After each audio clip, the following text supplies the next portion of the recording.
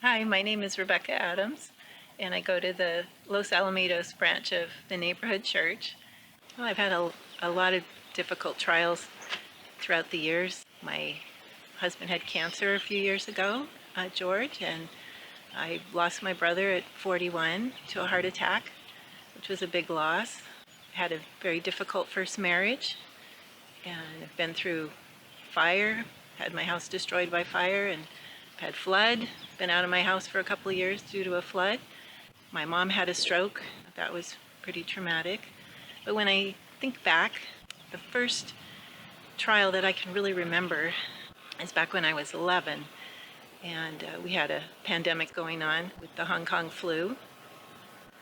I got sick with an intestinal flu. The doctor did send me to the hospital, and there were no beds in the children's ward, so I ended up in with the babies that were in oxygen tents. They were put in ice, and they would scream and cry. So it was very traumatic. There was no TV, nothing for me to look at except all the cracks in the ceiling and count the tiles. Because of the pandemic, my mom had to wear a mask when she would come to visit, and my parents could only be there for an hour. So I would wait all day for them to come, and then I'd fall asleep the minute they got there because I would relax. After about a week, the medication they'd been giving me started to work, and I stopped throwing up and started to gain my strength back, so they decided to send me home.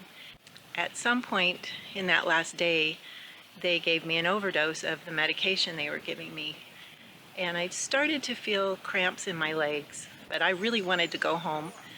When I got home, my body was just starting to go into convulsions. My mom was still very nervous, so she called my dad at work, and he came home, which was a big deal because my dad never came home from work early. He held me, and he tried to hold me to keep me from hurting myself because my body was just going all different directions. And he started to talk to me about heaven because I was worried. I thought I was going to die. Just while he was talking to me and telling me what it was going to be like and who was there that I was going to see, and this peace came over me, and almost like a joy, because I knew I was going somewhere wonderful, and that I was going to be with Jesus. I had accepted Jesus in my life about 6 years before, when I was 5 years old. The pastor had mentioned in his sermon somewhere that, just because your family's Christian doesn't make you a Christian. And that was new to me. I thought, well, my parents are Christians, that makes me a Christian. And that was the first time I realized it was personal and that I had to make a decision for myself. So I did. I talked to my mom while she was making lunch, and she led me to the Lord. And so thinking that I was going to go to heaven at that point was a beautiful thing.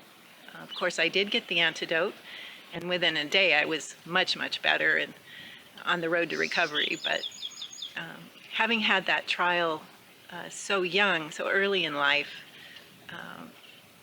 has sustained me quite a bit through all these other difficulties I've gone through. And just knowing that feeling of joy when things are going wrong is something that I think being a Christian that's one of the best parts of it, is that we have that. We don't have the despair.